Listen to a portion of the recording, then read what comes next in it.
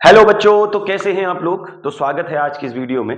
और आज हम आपके लिए लेके आए हैं 15 ऐसे एमसीक्यूज जो आपके केमिस्ट्री के बोर्ड एग्जाम में 200% पूछे जाने वाले हैं। तो चलिए बिना किसी देरी के शुरू करते हैं। और सबसे पहला एमसीक्यू जो हमारे पास रहने वाला है, इसको पहले ध्यान से हम लोग पढ़ेंगे और उसके बाद हम इसके ऊपर बात करेंगे। तो डिटेल में थोड़ा सा बात करने वाले हैं, तो पूरा वीडियो को जरूर देखिएगा। अगर आपको एमसीक्यू अच्छे लगे तो नीचे कमेंट सेक्शन में अपनी राय जरूर दीजिएगा। तो बेटा सबसे पहला सवाल जरा ध्यान से पढ़ो। Which of the following reaction will lead to formation of ethyl methyl ketone. यानी ये हमको बोल रहा है कि इसमें से कौन सा ऐसा ऑप्शन आपको दिखाई दे रहा है जो इथाइल मिथाइल कीटोन की फॉर्मेशन करेगा। तो ये रहा बेटा इथाइल मिथाइल कीटोन, और इसका कॉमन नेम है ये। तो बेटा ये है इथाइल और ये है मिथाइल, ये रहा कीटोन। तो ऐसा कौन सा ऑप्शन इसमें है जो इस कीटोन का फॉर्मेशन करेगा। तो पहला ऑप्शन दिया गया है हीटिंग CH3CH CH3CH2OH। CH2OH अगर दिया है तो इट मींस ये 1 डिग्री एल्कोहल है। और यहां दिया है एसिडिफाइड सोडियम डाइक्रोमेट, और सोडियम डाइक्रोमेट होता है आपका ऑक्सीडाइजिंग इन नेचर, स्ट्रॉन्ग यानी पावरफुल एक ऑक्सीडाइजिंग एजेंट होता है। जैसे K2Cr2O7 है ना, पोटेशियम डाइक्रोमेट, तो वैसे ही सोडियम डाइक्रोमेट। तो ये होता है एक ऑक्सीडाइजिंग एजेंट। तो स्ट्रॉन्ग है तो 1 डिग्री को किस में कन्वर्ट कर देगा, ये 1 डिग्री अल्कोहल को एल्डिहाइड में कन्वर्ट कर देगा, यानी CHO में कन्वर्ट कर देगा। तो बेटा यहां से तो बनेगा अल्कोहल से एल्डिहाइड। तो पहला ऑप्शन तो हो गया गलत, क्योंकि हमको बनाना है इथाइल मिथाइल कीटोन। तो पहले ऑप्शन से तो नहीं बनेगी, क्योंकि यहां से 1 डिग्री अल्कोहल से एल्डिहाइड बन जाएगा। दूसरा ऑप्शन पढ़ते हैं, passing CH3COH CH3 over heated copper. ये वही रिएक्शन है। अगर हम 2 डिग्री अल्कोहल ले लें और 2 डिग्री अल्कोहल को, इस 2 डिग्री अल्कोहल को रेड हॉट कॉपर की प्रेजेंस पे, रेड हॉट कॉपर की प्रेजेंस पे 300 डिग्री सेल्सियस पे अगर हम इसे हीट करें, ठीक है, तो ये 2 डिग्री अल्कोहल बनाएगा तो कीटोन, लेकिन यहां से जो कीटोन बनेगी बेटा, यहां से जो कीटोन बनेगी वो बनेगी डाइमिथाइल कीटोन। और हमें डाइमिथाइल कीटोन नहीं चाहिए, हमें चाहिए इथाइल मिथाइल कीटोन। तो यानी दूसरा ऑप्शन भी हो गया गलत। ये रेड हॉट कॉपर टेस्ट होता है, और रेड हॉट कॉपर टेस्ट में क्या होता है आपको पता है, 2 डिग्री अल्कोहल जो है वो कीटोन तो देता है, लेकिन यहां से जो देखो आपको अल्कोहल दिया हुआ है, तो इस अल्कोहल से अगर मैं बनाने जाऊं कीटोन, तो डाइमिथाइल कीटोन बन रही है, जबकि हमको बनानी है इथाइल मिथाइल कीटोन। तो यानी ऑप्शन नंबर बी भी हो गया गलत। अगला है ओजोनोलाइसिस। अगला ऑप्शन है बेटा ओजोनोलाइसिस ऑफ CH3CH2C। ओजोनोलाइसिस, अब ये ओजोनोलाइसिस क्या होता है ध्यान से देखो। मुझे दिया हुआ है CH3CH2C और उसके साथ एक और CH3 अटैच है, तो मैं उस CH3 को यहां अटैच कर देता हूं, क्या दिक्कत है, ऊपर लगा देते हैं। फिर डबल बॉन्ड के साथ दिया गया बेटा CH और साथ में दिया गया है CH3, ये मुझे दिया गया हुआ है, और इसका मुझे ओजोनोलाइसिस करना है। तो जैसे कि आपको पता है हम O3 इसमें ऐड कर देते हैं, तो O3 ऐड करने के बाद जो बनेगा वो कुछ ऐसा बनेगा। पहले हम क्या करेंगे, डबल बॉन्ड को हटाने के बाद यहां पर बेटा 3 ऑक्सीजन के एटम अटैच करने हैं। देखो इस तरीके से करेंगे, 3 ऑक्सीजन के एटम, ये देखो। तो ये हमने ओजोनोलाइसिस तो कर दिया। अब आपको पता है हम जिंक और पानी की प्रेजेंस पे क्या करते हैं, इसको इस तरीके से क्लीवेज करते हैं। देखो ये, तो इसका क्लीवेज किया जाता है। तो यहां से आप गौर करो, ये वाला पोर्शन देखो, ये वाला पोर्शन क्या बना हमारे पास, देखो बेटा CH3 और CH3CH2, और यहां से बनेगा C डबल बॉन्ड O, और यही हमारा है देखो इथाइल मिथाइल कीटोन। तो यानी the right option is C। तीसरा ऑप्शन करेक्ट है, यानी जो भी हमको एल्कीन गिवन है, अगर उस एल्कीन का ओजोनोलाइसिस कर दें तो हमको मिल जाएगा इथाइल मिथाइल कीटोन। तो ये रहा आपका पहला क्वेश्चन, ऑप्शन नंबर सी के साथ जाना है। सैंपल पेपर है बेटा CBSE का, CBSE का सैंपल पेपर है और इंपॉर्टेंट क्वेश्चन है, इसलिए ध्यान रखिएगा। चलिए अगला अगला क्वेश्चन की तरफ चलते हैं। सवाल अगला कहता है, एक रिएक्शन दिया हुआ है बेटा आपको, और उस रिएक्शन में आपको क्या करना है, उस रिएक्शन में आपको प्रोडक्ट बताना है कि बी और सी प्रोडक्ट क्या होगा। ध्यान से रिएक्शन को देखो, ये रहा सेकंड क्वेश्चन। सेकंड क्वेश्चन कह रहा है consider the reaction and identify B and C. हमको ए नहीं बताना है, हमको ए का कौन सा प्रोडक्ट बनेगा ए, ये हमको आइडेंटिफाई नहीं करना है, हमें बी और सी को आइडेंटिफाई करना है। तो रिएक्शन क्या दिया हुआ है, CH3 CH2 CH2 CH2 Cl, एक 1 डिग्री अल्कोहल दिया हुआ है, सॉरी 1 डिग्री एल्काइल हैलाइड। क्या दिया बेटा, 1 डिग्री एल्काइल हैलाइड दिया हुआ है, ऐसा कुछ दिया हुआ है, ध्यान से देख लो। 4 कार्बन का हमें एक दिया हुआ है एल्काइल ग्रुप और साथ में लगा है एक हेलोजन, तो ये है बेटा एल्काइल हैलाइड 4 कार्बन का, और इसका रिएक्शन कराना है NaOH के साथ दिया हुआ है एथेनॉल, NaOH के साथ दिया है एथेनॉल। और आपको पता होना चाहिए कि NaOH के साथ एथेनॉल जब भी हम लेते हैं तो यहां से रिएक्शन हो जाता है डीहाइड्रो हैलोजिनेशन। क्या होता है बच्चों, डीहाइड्रो हैलोजिनेशन यहां से होता है, यानी removal of hydrogen and halogen. तो दोनों एटम को यहां से रिमूव करेंगे, हाइड्रोजन को भी और हैलोजन को भी। और ध्यान ये रखना, जो हाइड्रोजन रिमूव होगी वो बीटा कार्बन से जाएगी। कौन सी कार्बन से जाएगी, बीटा कार्बन से हाइड्रोजन का रिमूवल होगा। तो सीधे सीधे अगर मैं, जो बच्चे थोड़ा सा डीप जाके पढ़ते हैं उन्हें पता होगा कि सीधे सीधे यहां से बन जाएगा बेटा एल्कीन। क्या बन जाएगा, एल्कीन, और साथ में यहां से NaCl अलग हो जाएगा और साथ में एक H2O का मॉलिक्यूल अलग हो जाएगा। पर बाई प्रोडक्ट से अपने को मतलब नहीं है, ये सब अभी अपने को नहीं चाहिए, मेन प्रोडक्ट है एल्कीन, तो यहां से बनेगा एल्कीन। अब ये मेरा ए प्रोडक्ट हो गया, बट मुझे इसकी जरूरत नहीं है। यहां से मुझे क्या करना है, इस ए प्रोडक्ट की रिएक्शन करवानी है एसिडिक मीडियम में, इसका कर देना बेटा हाइड्रोलिसिस।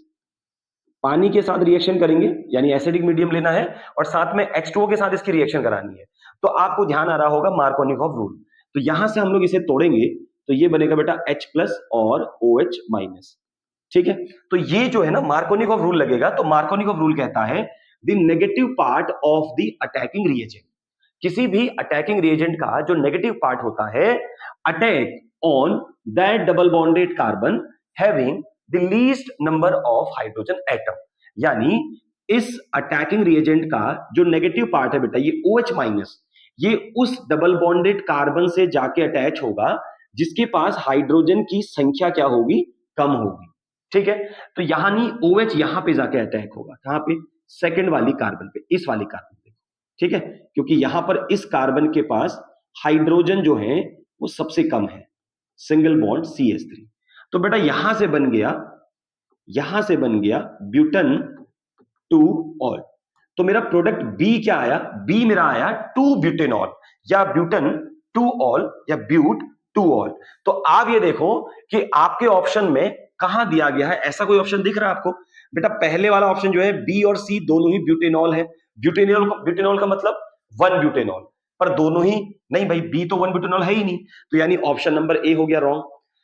दूसरा चलते हैं, बोल रहा है कि बी ब्यूटेनॉल होगा, अब ब्यूटेनॉल तो है ही नहीं, बी क्या है बेटा, नॉट ब्यूटेनॉल, 2 ब्यूटेनॉल है, या ब्यूटन 2ऑल कह सकते हो। तो यानी ये ऑप्शन भी गलत हो गया सीधे सीधे, अपने को सी निकालने की जरूरत ही नहीं है, बी से ही पता लग जाएगा। चलिए चौथा ऑप्शन देखो बेटा, चौथा ऑप्शन बोल रहा है कि बी होगा ब्यूटीन, ये ब्यूटीन है क्या, नहीं है ब्यूटीन, तो ऑप्शन नंबर चौथा भी हो गया गलत। अब तीसरा ऑप्शन सही है, इसमें चेक करो, बी प्रोडक्ट क्या आया, ब्यूटन 2ऑल, और सी जो आएगा वो ब्यूटेनॉल आएगा। तो 200% जो है सी ना वो ब्यूटेनॉल ही आएगा। एंटी मार्कोनिक लगा देना है, क्या लगा देना है, एंटी मार्कोनिक। रिएक्शन में कहा भी गया है, देखो आपको दिया है डाइबोरिन, साथ में दिया है पेरोक्साइड और OH-। अगर किसी नेगेटिव पार्ट को, किसी अटैकिंग रिएजेंट का नेगेटिव पार्ट किसी पेरोक्साइड के प्रेजेंस पे अगर अटैच करवाना हो, तो फिर वो उस डबल बॉन्डेड कार्बन से जाके जुड़ेगा जिसके पास maximum number of hydrogen atom होती है, वो एंटी मार्कोनिक रूल हो गया। तो उतना जाने की आवश्यकता नहीं है, हमें पता लग गया बी क्या है बेटा, ब्यूटन 2ऑल है, तो अगला यही होगा। एक ही ऑप्शन ऐसा दिख रहा था, तो right answer is this one. Clear है, चलिए अगले क्वेश्चन की तरफ चलते हैं। आई थिंक आपको ये ऑप्शन भी समझ में आ गया होगा बेटा। सीबीएसई जो है, मैं आपको एक चीज बता दूं, इजी क्वेश्चन नहीं पूछ रहा है सीबीएसई, थोड़ा सा क्वेश्चन को घुमाएगा, थोड़ा सा, मतलब आपको बेसिक कंसेप्ट आपके क्लियर होने चाहिए, बिना बेसिक कंसेप्ट के काम नहीं चलने वाला। चलिए अगले क्वेश्चन की तरफ चलते हैं, question number 3। The counter ion in coordination compound CONH3 NO2 Cl2। तो मैं इस कोऑर्डिनेशन कंपाउंड को एक बार यहां पे मेंशन कर देता हूं, बहुत आसान क्वेश्चन पूछा गया है। NH3 का होल 5 NO2 और बाहर दिया गया है बच्चों Cl2। तो अब हमसे क्या पूछ रहा है कि इस कोऑर्डिनेशन कंपाउंड में काउंटर आयन कौन सा है। तो मैं आपको कुछ चीजें यहां पर मेंशन कर देता हूं, ध्यान से देखिएगा बेटा। ये जो होता है ना, ये होता है सेंट्रल मेटल एटम। जब कोई भी कोऑर्डिनेशन कंपाउंड स्टार्ट होता है तो सबसे पहले सेंट्रल मेटल एटम आता है, देन उसके बाद ये जितने भी आपको अंदर दिखते हैं ये सारे के सारे होते हैं लिगेंड्स। ठीक है, ये सारे के सारे लिगेंड्स होते हैं। अगर कोई भी चीज, कोई भी आयन है, मॉलिक्यूल है, अगर मान लो वो इस कोऑर्डिनेशन स्पेयर, इसको बोलते हैं कोऑर्डिनेशन स्पेयर बेटा, ये है कोऑर्डिनेशन स्पेयर। इस कोऑर्डिनेशन स्पेयर के बाहर जितनी भी चीजें होंगी उनको बोलते हैं काउंटर आयन। तो बेटा ये है काउंटर आयन, ये हमारा काउंटर आयन है। यानी 4 ऑप्शन जो दिए हैं उसमें पहला ऑप्शन दिया है एमाइन। एमाइन क्या लिखते हैं बेटा? एमाइन क्या होता है? एमाइन होता है NH3 को कोऑर्डिनेशन कंपाउंड में जब आईपीएसी लिखा जाता है तो इसी NH3 को एमाइन लिखा जाता है। तो क्या एमाइन यहां पर काउंटर आयन है? जी नहीं। क्या कोबाल्ट है? नहीं, कोबाल्ट तो सेंट्रल मेटल एटम है, यानी कोबाल्ट भी सही ऑप्शन नहीं है। क्या क्लोराइड है? बिल्कुल क्लोराइड है, बिल्कुल क्लोराइड है, option number C is correct. क्या नाइट्रो है? जी नहीं, नाइट्रो तो लिगेंड है। The right answer is chloride. तो बहुत ही सिंपल क्वेश्चन था, आराम से इसे कर सकते हैं। चलिए आगे बढ़ते हैं। Question number 4। आइए क्वेश्चन नंबर 4 में चलते हैं। बहुत ही अच्छा क्वेश्चन है, ध्यान से देखिएगा थोड़ा सा। बहुत इजी क्वेश्चन है बेटा, थोड़ा ध्यान से देखिए। चलो अब आ जाओ चौथे क्वेश्चन में। चौथा क्वेश्चन क्या कहता है? The organic compound A, B and C। मेरे पास 3 ऑर्गेनिक कंपाउंड मुझे दिए हैं बेटा, एक A दिया हुआ है, एक B दिया हुआ है, एक C दिया हुआ है। ठीक है, फिर क्या बोल रहा है? R amine. ये 3 के 3 एमाइंस है। ठीक, अच्छा ये 1 डिग्री एमाइन मान लेते हैं, ये 2 डिग्री एमाइन मान लेते हैं, 3 डिग्री एमाइन मान लेते हैं सपोज। अभी आगे वही आ जाएगा। Amines having equivalent molecular weight. तीनों का जो मॉलिक्यूलर वेट है वो इक्विवेलेंट है। ठीक है, अच्छा A and B on reaction with benzene sulphonyl chloride. अगर A और B को बेंजीन सल्फोनिल क्लोराइड के साथ रिएक्शन करें, जो कि होता है Grignard reagent, sorry not Grignard reagent, Hinsberg reagent. क्या होते हैं ये? Hinsberg reagent. ये हमारा है हिंसबर्ग रिएजेंट। ठीक है, तो SO2Cl, यानी अगर बेंजीन रिंग के ऊपर SO2Cl लगा है तो इसे हम लोग हिंसबर्ग रिएजेंट बोलते हैं। तो अब आगे क्या बोल रहा है देखो, A and B on reaction with benzene sulphonyl chloride give white precipitate. अगर A और B को हम इस हिंसबर्ग रिएजेंट से अगर रिएक्शन करवाते हैं तो यहां से वाइट प्रेसिपिटेट बनती है। However white precipitate obtained from compound B remains insoluble in NaOH। सबको पता है बेटा, जब 1 डिग्री एमाइन को हम लोग क्या करते थे, 1 डिग्री एमाइन को हम लोग हिंसबर्ग रिएजेंट से, यानी जो ऊपर मैंने लिखा है बेंजीन सल्फोनिल क्लोराइड, इसके साथ जब रिएक्शन कराएंगे तो यहां से फिर सेकंड स्टेप में हम लोग क्या करते हैं, KOH या फिर NaOH के साथ रिएक्शन कराते हैं। तो आपको पता है 1 डिग्री एमाइन जो होता है वो सॉल्युबल होता है। सो 1 degree amine, 2 degree amine, 3 degree amine. ठीक है, 1 डिग्री एमाइन सॉल्युबल होता है, 2 डिग्री एमाइन इनसॉल्युबल होता है, 3 डिग्री एमाइन तो रिएक्शन ही नहीं करता। तो अब आगे क्या पूछ रहा है देखो, the variation in the boiling point of A, B, C can be seen as। अब ये बोल रहा है कि A, B, C में किसका बॉइलिंग पॉइंट ज्यादा होगा। तो जो पानी में ज्यादा सॉल्युबल होगा, जो मोर सॉल्युबल, जो ज्यादा सॉल्युबल होगा, उसको बॉइल करना उतना टफ हो जाएगा, यानी उसका बॉइलिंग पॉइंट बढ़ जाएगा। तो सिंपली आपको पता है 1 डिग्री एमाइन पानी के साथ 2 हाइड्रोजन बॉन्ड बनाता है, और 2 डिग्री एमाइन जो होता है पानी के साथ 1 हाइड्रोजन बॉन्ड बनाता है, और 3 डिग्री एमाइन पानी के साथ हाइड्रोजन बॉन्ड बनाता ही नहीं। तो जिसके हाइड्रोजन बॉन्ड जितने ज्यादा होंगे वो पानी के साथ उतनी स्ट्रॉन्ग बॉन्डिंग दिखाएगा और उतना देर में बॉयल होगा। तो सिंपल सा मीनिंग है, देखो बेटा CH3NH2 ये है 1 डिग्री एमाइन। ठीक है, अगला है CH3NH, जो मेरा B कंपाउंड मुझे दिया हुआ है वो 2 डिग्री एमाइन है, और जो मुझे 3 डिग्री एमाइन, 3 डिग्री मुझे दिया गया है, सॉरी जो C मुझे दिया गया है वो है अपना 3 डिग्री एमाइन। तो प्यारे बच्चों आपने कुछ नहीं करना है, देखो NH2 के पास 2 H दिख रहे हैं और NH के पास मुझे 1 H दिख रहा है, N के पास मुझे एक भी H नहीं दिखाई दे रहा है। तो simply 1 degree amine 2 hydrogen bond बनाती है, 2 डिग्री एमाइन 1 हाइड्रोजन बॉन्ड बनाती है, और 3 डिग्री एमाइन 0 हाइड्रोजन बॉन्ड बनाती है। तो जो जितना ज्यादा हाइड्रोजन बॉन्ड बनाएगा उतना फोर्स ऑफ अट्रैक्शन बढ़ेगा और उतना बॉइलिंग पॉइंट बढ़ेगा, यानी A का बॉइलिंग पॉइंट B से ज्यादा और B का C से ज्यादा। So A is greater than B is greater than C. So option number A is correct. जो बॉइलिंग पॉइंट का सीक्वेंस बन जाएगा फिर A is more than B is more than सी।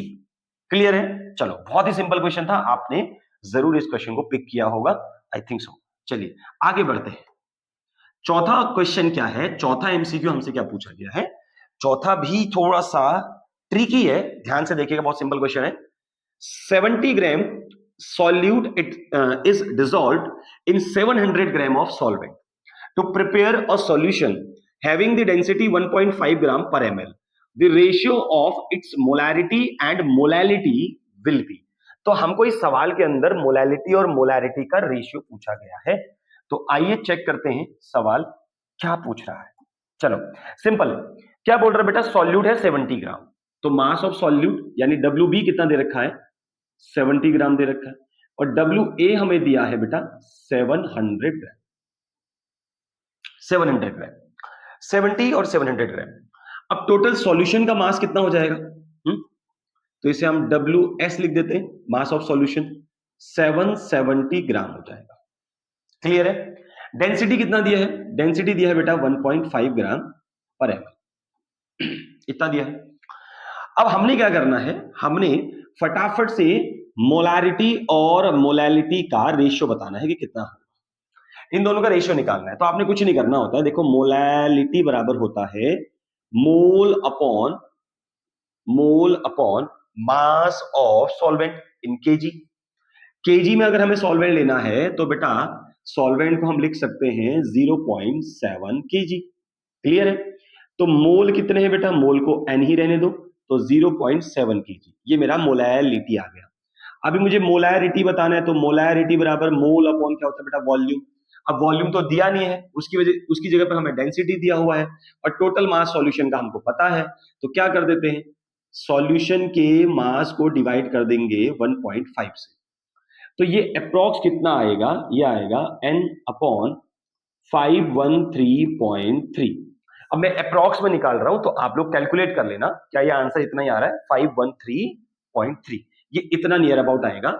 इससे मैंने क्या निकाल दिया बेटा, वॉल्यूम निकाल दिया मैंने। अब ये जो वॉल्यूम आएगा ये ml में आएगा, तो इसको लीटर में कन्वर्ट करने के लिए हम लोगों ने क्या कर दिया, n अपॉन 513.3 अपॉन 1000, इसको लीटर में कन्वर्ट करने के लिए, तो ये अप्रॉक्स आ जाएगा बेटा 0. कितना आएगा, n अपॉन 0.513, 0.513। तो ये आ गया मेरा मोलैरिटी। ठीक है, ये मेरा क्या आ गया, मोलैरिटी आ गया। अब थोड़ा चेक करेंगे इसको अच्छे से, हमको रेशियो निकालना है, तो रेशियो निकालने के लिए मोलैरिटी अपॉन मोलैलिटी, सो n अपॉन कितना 0.7 अपॉन n अपॉन कितना 0.513। तो अगर मैं n से n को काट दूं तो बेटा molality upon molarity is equal 0.513 upon 0.7। तो ये जो अप्रॉक्स आंसर आएगा काट कूट के इतना आएगा। आप चेक कर सकते हैं 0.73 के समथिंग आंसर आएगा। तो ऐसा कोई ऑप्शन आपको दिखाई दे रहा है इस ऑप्शन में, जरा चेक करो बेटा। दो ऑप्शन देखो, ये डी वाला तो बिल्कुल गलत है, क्योंकि डी में आप देख पा रहे हो, देखो डी में आप देख पा रहे हो, अगर आप जूम करेंगे तो आप डी में देख पा रहे हो कि 1.3, इतना तो वेरिएशन देखने को मिल ही नहीं रहा है। बी भी गलत है, बी भी 1 पॉइंट समथिंग में है। अभी ए और सी में टक्कर है। देखो ए जो आ रहा है बेटा वो 0.773 के समथिंग आ रहा है, और सी जो आ रहा है वो 0.73 आ रहा है। तो option number C is correct. 0.732 हमारा आंसर आ रहा था, तो 0.73 हम लोग मान के चलते हैं। So option number C will be correct. समझ में आया कैसे निकाला मैंने? बहुत आसान क्वेश्चन था, आराम से आप लोग कर सकते थे। दोनों का मुझे रेशियो निकालना। चलिए आगे बढ़ते हैं, अगला क्वेश्चन करते हैं। अगला क्वेश्चन ये हो गए 5 हमारे पास, इसको करते हैं साइड। अब आते हैं अपने अगले एमसी की तरफ। चलो ये रहा बेटा हमारा अगला। चलो भैया आ जाओ, फटाफट से आ जाओ बाबू, इधर आ जाओ, इधर आ जाओ, ये रहा 5। चलिए तो अब इसको करते हैं। देखो ये रहा छठा क्वेश्चन, ये रहा बेटा क्वेश्चन नंबर 6। ठीक है, सवाल क्या है, सवाल कह रहा है match the column first and column second. Column first और कॉलम सेकंड में जो भी आपको दिए हैं उनको मैच करना है। तो सबसे पहले देखो आपको एक दिया है एडिशन रिएक्शन, एक आपको दिया है एलिमिनेशन रिएक्शन, एक आपको दिया है SN2, एक आपको दिया है SN1 रिएक्शन। तो सिंपली आप देख पा रहे होंगे, अगर मैं डी वाले को देखूं तो डी वाले में कुछ नहीं हो रहा है, सिर्फ चीजें ऐड हो रही हैं, तो यानी एडिशन रिएक्शन। तो बेटा डी का हो जाएगा, डी का हो जाएगा पहला। तो डी का तो आ चुका है पहला ऑप्शन, ठीक है। तो डी का पहला कहां कहां दिख रहा है, देखो आपको डी का पहला दिख रहा है बेटा, चौथे वाले में दिख रहा है, ऑप्शन डी में दिख रहा है, ऑप्शन बी में दिख रहा है। तो इसका मतलब पहला ऑप्शन गलत है और लास्ट वाला नहीं, ये वाला ऑप्शन मुझे गलत लग रहा है। देखो पहला और तीसरा तो सीधे सीधे रॉन्ग हो गए। अभी दूसरे और चौथे में से कोई आंसर है, तो किसी एक का आंसर और निकाल लेते हैं। देखो एलिमिनेशन रिएक्शन यहां से कौन सी है, एलिमिनेशन रिएक्शन का मतलब हो गया बेटा यहां से, देखो Br भी यहां से जा रहा है, देखो H भी यहां से जा रहा है, और एलिमिनेशन रिएक्शन में एल्कीन बन रही होगी, ध्यान देना। तो यहां पर देखो एल्कीन बन रही है, तो ये जो तीसरा वाला दिख रहा है आपको सी वाला, है ना, ये दूसरे का है, यानी सी का क्या हो जाएगा बेटा, दूसरा। अब आप चेक करो इन दोनों में से सी का दूसरा कहां है। अगर मैं बी वाले में देखूं तो सी का तीसरा दिख रहा है मुझे, और डी वाले में सी का दूसरा दिख रहा है। सो option number D will be correct answer. ऐसे आपने आंसर फटाफट सेकंड्स के अंदर आपने क्वेश्चंस को ना पिक करना है। अदरवाइज आप अगर 5-10 मिनट भी ऊपर नीचे हो गए ना बेटा, तो आपका दिमाग काम करना बंद कर देगा। बस ध्यान ये रखना, ट्रिकी बनाना है क्वेश्चन को, है ना, मतलब गधे की तरह लगी नहीं रहना है, ये बनेगा वो बनेगा ऐसा बनेगा, उतना नहीं करना है आपने। क्विक डिसीजन के साथ चलना है, ठीक है, डिसीजन मेकिंग आपकी अच्छी होनी चाहिए। तो ये रहा आंसर। अगला चलते हैं बेटा, question number 7। Oh my god, laddu है, देखो लड्डू, लड्डू आ गया भाई, देखो लड्डू आ गया। देखो इन ऑर्थोक्रिसॉल the OH group is attached to the carbon that is sp3 sp2 hybrid, sp hybrid और dsp2 hybrid। कुछ नहीं करना है, आपको पता है ऑर्थोक्रिसॉल ये है बेटा, ये है ऑर्थोक्रिसॉल।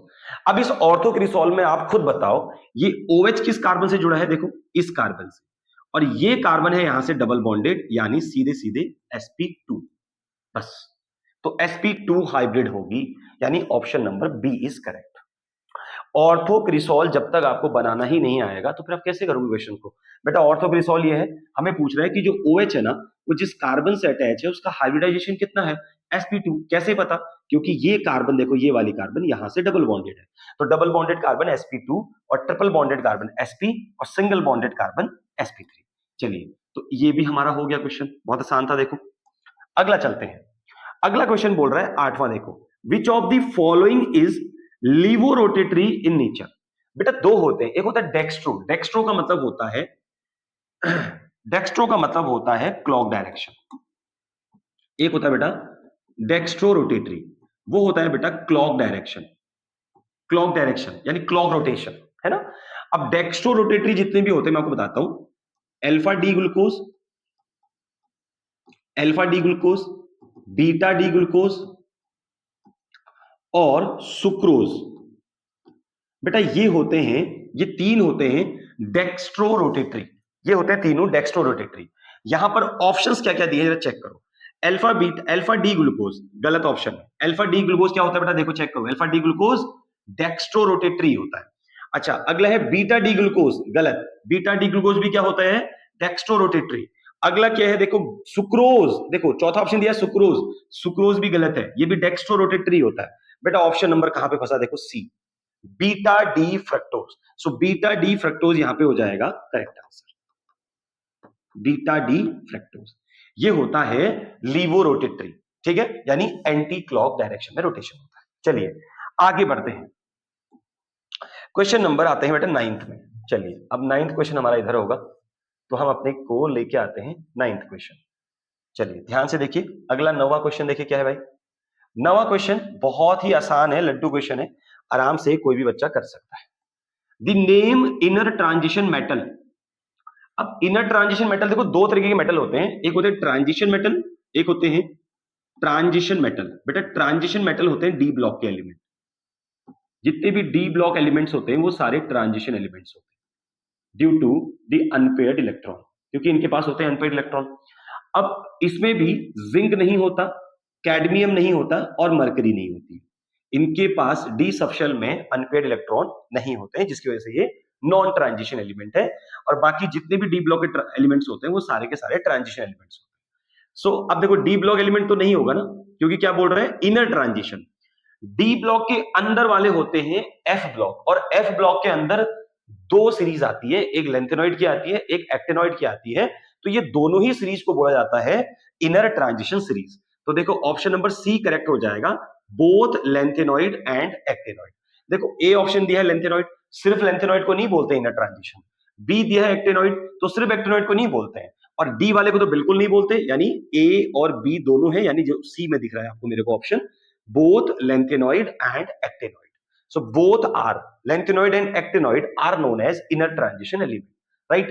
अगला क्वेश्चन आते हैं 10वें की तरफ। देखो 10वां क्वेश्चन क्या कह रहा है, द मोलर कंडक्टेंस या मोलर कंडक्टिविटी, कंडक्टेंस बोलो, मोलर कंडक्टेंस ऑफ CH3COOH, इसको हम ऐसे लिखेंगे, देखो molar conductance of CH3COOH, molar conductance of CH3COOH at infinite dilution, ये हमको बताना है। और ये बोल रहा है can be calculated if the values of the following are given. इस तीन ऑप्शन में से कौन सा ऐसा ऑप्शन आपको दिखाई दे रहा है कि जिनसे हम ये बता सकते हैं कि, या जिनसे हम लोग इस CH3COH यानी इस एसिटिक एसिड का मोलर कंडक्टेंस कैलकुलेट कर सकते हैं इनफाइनाइट डाइल्यूशन। तो पहला ऑप्शन देखो, पहला ऑप्शन जो दिया है lambda m HCl eight infinite dilution, lambda m KCl eight infinite dilution, lambda m CH3COOK, यहां पर हमको एक सॉल्ट दिया हुआ है, एट इनफाइनाइट डाइल्यूशन। तो ये तो मुझे लग रहा है सही ऑप्शन, पहला तो सही है। क्यों है सही, देखो lambda HCl eight infinite dilution, इसको और लैम्डा दूसरा कौन सा CH3COOK एट इनफाइनाइट डाइल्यूशन, इन दोनों को ऐड करेंगे और इसमें से माइनस करेंगे lambda of NaCl eight infinite dilution. तो हमको क्या मिलेगा, यहां से मिलेगा lambda CH3COOH at infinite dilution. तो एक तो यहां से हम इसको कैलकुलेट कर सकते हैं, तो पहला ऑप्शन तो सही है। दूसरा देखते हैं भाई, NaCl KCl, नहीं यहां से K और K तो कैंसिल ही नहीं होंगे, Na तो कैंसिल हो जाएगा, K कैंसिल नहीं होगा, ठीक है, Na कैंसिल हो जाएगा, K कैंसिल नहीं होगा, यानी ऑप्शन नंबर बी है गलत। तो एक तो पहला सही लग रहा है। अभी दूसरा देखो H2SO4 Na2SO4, तो SO4 से SO4 कैंसिल हो सकता है, ठीक है, हाइड्रोजन हमको चाहिए, 2 मोल यहां से ये ले लेंगे, तो यहां से Na से 2 मोल Na भी कैंसिल हो जाएगा। तो यानी ऑप्शन नंबर मुझे सी भी, तीसरा भी सही लग रहा है। आओ देखते हैं कैसे सही है। चलो कई बच्चे इसको समझ नहीं पाए होंगे कि सर तीसरा ऑप्शन कैसे हो सकता है, तो आओ मैं आपको बताता हूं तीसरा ऑप्शन कैसे सही है। बेटा एक हमको दिया है H2SO4, तो H2SO4 को तोड़ेंगे ना, तो यहां से इसको मैं पहले ऐसे लिख देता हूं, इनफाइनाइट डाइल्यूशन पे जो मोलर कंडक्टेंस होगी H2SO4 की, उसे हम ऐसे लिखेंगे, ठीक है। तो क्या लिखेंगे इसको, lambda H2SO4 eight infinite dilution, यानी मोलर कंडक्टिविटी या molar conductance of H2SO4 eight infinite dilution. अब इसके साथ ऐड करेंगे इसको, molar conductance of CH3COONA eight infinite dilution, और इन दोनों को ऐड करने के बाद माइनस कर देंगे किसके साथ, Na2SO4 के साथ। So molar conductance of Na2SO4 eight infinite dilution. Clear है। तो देखो यहां पर मेरे पास 2 Na आ रहे हैं बेटा, तो यहां से मैं कितने मोल ले लूंगा, 2 मोल ले लूंगा, क्योंकि यहां पर 2H यूज करने पड़ेंगे। तो देखो एक SO4 से एक SO4 कैंसिल आउट हो जाएगा, 2 Na यहां से निकलेंगे, तो 2 Na से 2 Na कैंसिल आउट हो जाएंगे, क्या बचेगा, ये बचेगा देखो lambda CH3COOH at infinite dilution. तो यहां से भी हम इसे कैलकुलेट कर सकते हैं। तो पहला और तीसरा दो सही है इसमें, सो ऑप्शन नंबर अगेन थर्ड, ठीक है, फर्स्ट और थर्ड दोनों ही सही है ऑप्शन। तो तीसरे में दिख रहे हैं मुझे दोनों, तो थर्ड ऑप्शन करेक्ट हो जाएगा। चलिए अगला क्वेश्चन करते हैं। अगला क्वेश्चन इससे भी इंपॉर्टेंट सवाल है, देखो ये टेस्ट से दिया गया है एल्डिहाइड से। अगर इस सवाल को समझें तो ये सवाल 2,4-DNP का है, तो ध्यान से देखिएगा। अगला एमसीक्यू क्या कहता है, चलिए पढ़ लेते हैं एक बार अगले एमसीक्यू को। क्या बोल रहा है, which of the following will give a yellow और orange precipitate with 2,4-DNP। 2,4-DNP बेटा इसको वैसे 2,4-DNP को बोला जाता है 2,4-DNP हाइड्राजीन, ये होता है बेटा 2,4-DNP हाइड्राजीन। जब आप इसको एल्डिहाइड और कीटोन के टेस्ट में यूज करते हो तो वहां से येलो और ऑरेंज प्रेसिपिटेट आपको मिलती है, ठीक है। तो ये टेस्ट के लिए भी हम लोग यूज करते हैं। चलिए जब आप लोग फंक्शनल ग्रुप टेस्ट करते थे तो आपको ध्यान आ रहा होगा। तो अब इसमें से इन तीनों में से कौन से है बेटा जो इस टेस्ट को देता है? तो भाई कार्बोक्सिलिक एसिड तो नहीं देता, यानी प्रोपेनोइक एसिड ये तो नहीं देगा इसको, क्योंकि ये कार्बोक्सिलिक एसिड का मेंबर है, तो यानी ये तो नहीं देगा। ये देखो प्रोपेनोन देगा क्या? बिल्कुल देगा, क्योंकि ये कीटोन का मेंबर है। प्रोपेनॉल देगा क्या? बिल्कुल देगा। तो यानी first and second, so first और सेकंड किसमें है? ऑप्शन नंबर ए में है। तो पहला ऑप्शन सही हो जाएगा, ठीक है। So first option is correct, क्योंकि ये इस रिएक्शन को देगा और ये इस रिएक्शन को देगा, ठीक है। और रिएक्शन होती क्या है, कैसे रिएक्शन होती है, मैं आपको एक रिएक्शन दिखा देता हूं। CH3 C double bond OH plus यहां से लेते हैं बेटा NH2, ठीक है। और यहां पर है NO2 और यहां पे है NO2। तो मैं मैकेनिज्म तो नहीं दिखा रहा हूं, डायरेक्ट रिएक्शन दिखा रहा हूं। यहां से ऑक्सीजन हटाओ, यहां से H2 हटाओ, तो क्या बन जाएगा? देखो ऐसा कुछ बनेगा, NH और यहां से अटैच हो जाएगा CH सिंगल बॉन्ड CH, ठीक है। और यहां पर डबल बॉन्ड लगा दो। देखो 1 2 3 4, कुछ गड़बड़ हो रहा है।